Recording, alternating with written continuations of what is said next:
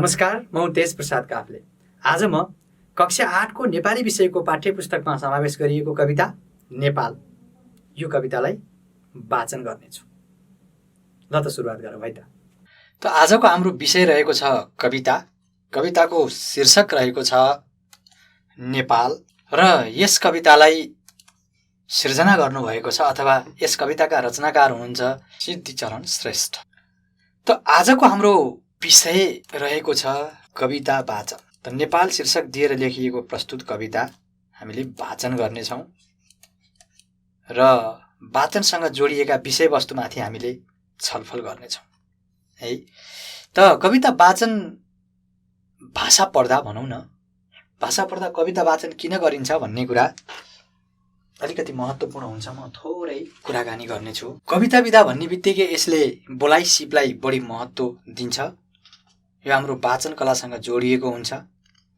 त कविताहरू गद्य र पद्य हुने गर्छन्। प्रस्तुत नेपाल शीर्षक दिएर लेखिएको यो कविता पद्य कविता हो र यो शास्त्रीय छन्दमा रचना गरिएको छ। त यो कविता उपजाति छन्दमा लेखिएको छ। अब छन्द भनेको एक हिसाबले नियम हो, कविता रचना गर्ने नियम हो र यसमा निश्चित शब्द सङ्ख्या, कहाँ यति विराम, कहाँ कसरी पढ्दाखेरि कहाँ विराम राख्ने, कहाँ ह्रस्व बनाउने, कहाँ दीर्घ बनाउने भन्ने यसको आफ्नै नीति र नियमहरू हुन्छन्। त उपजाति छन्द 11 अक्षर र 12 अक्षर दुवैको हुने गर्दछ। उपजाति छन्द खासमा दुईवटा छन्दको मिश्रण हो। यहाँनिर यो अलिकति चर्चा गरौँ। यसमा दुईवटा छन्द, एउटा इन्द्र बज्रा अनि अर्को उपेन्द्र बज्रा, यी दुईवटा छन्द मिसिएर उपजाति छन्द बन्दछ। दुवैमा 11 अक्षर हुन्छन् र कविता भन्ने बित्तिकै यहाँ गणका कुराहरू आउँछन्। इन्द्र बज्रामा तगण, अर्को तगण अनि जगण र अन्तिमका दुईटा गुरु हुन्छन् भने उपेन्द्र बज्रामा सुरुमा जगण, त्यसपछि तगण अनि जगण र अन्तिममा गुरु हुन सक्छन्। यसका नियमहरू है। यसरी गर्दा हामीले एउटा गणमा 3वटा अक्षरको हिसाब गर्छौँ। यहाँ 3, यहाँ 3, यहाँ 3, 3 9 भयो र बाँकी यसलाई र यसलाई गरेर 11 अक्षरको भयो। त्यसो त उपजाति छन्द 12 अक्षरको पनि हुन्छ भनेर मैले अघि पनि कुरा गरेको छु। वंशस्थ छन्द 12 अक्षरको र इन्द्र वंश भन्ने दुईवटा छन्द मिलेर पनि उपजाति छन्द बन्दछ। प्रस्तुत नेपाल शीर्षकको कविता आज इन्द्र बज्रा र उपेन्द्र बज्रा छन्द मिलेर बनेको छ र 11 अक्षरको छ। त यसलाई म वाचन गर्नेछु। वाचन गर्दा कवितामा बेग्लै किसिमको मिठासता आउँछ। यसले हाम्रो बोलाइ सिपलाई राम्रो बनाउँछ। त्यसै उद्देश्यले अथवा त्यही उद्देश्यलाई आत्मसात गरेर कविता विधा राखिएको हो।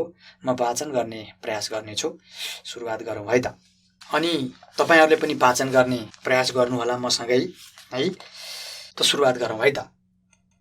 नेपाल प्यारो र पवित्र देश, सौन्दर्य धारा बहने अशेष, संगीतको मूल फुटी विशाल, छल्किरहे झैं लयबद्ध छाल, पाना खुला पर्वत पत्र पत्र, छन् वर्ण झैं वृक्ष लता विचित्र, खोला चराको ध्वनि गुह्य मन्त्र, नेपाल सिंगै बहुमूल्य तन्त्र, नयाँ नयाँ जीत अनेक जोड्दै, यो देशको इज्जत मान थप्दै, ज्यामी सिपाही र किसान सारा, छन् आज हाम्रा बलिया सहारा, यो देशको सिर्जनको निमित्त, पुर्खाहरूको पसिना र रक्त, हाम्रो बहेको छ नसा नसामा, डोहोर्याउँदै स्वर्ग छुने दिशामा, विपत्ति पर्दा पनि हाँसी हाँसी, तयार भई चढ्न समेत फाँसी, बाँचे बचाए र रमे रमाए, संघर्षले यो मुलुकै जगाए, संघर्षले यो मुलुकै जगाए, मुलुकै जगाए। त यसरी सिद्धिचरण श्रेष्ठद्वारा रचित प्रस्तुत नेपाल शीर्षकको कवितालाई मैले वाचन गर्ने प्रयास गरेँ। त्यसो त मैले वाचन गरेको कविता यसरी नै वाचन गर्नुपर्छ भन्ने होइन, मैले जानेर गरिएको हो है। राम्रो कला र गला हुनेहरूले यसलाई अझ राम्रो तरिकाले अथवा जसरी पनि गाउन सकिन्छ है। तपाईहरुले पनि यसरी प्रयास गर्नुहोला र यसलाई घरमा पटक पटक हेरेर वाचन गर्ने प्रयास गर्नुहोला है त। हामी पाठको अन्त्यमा प्रवेश गरिसकेका छौँ। त म जाँदा जाँदै तपाईँहरूलाई गृह कार्यको रूपमा पनि नेपाल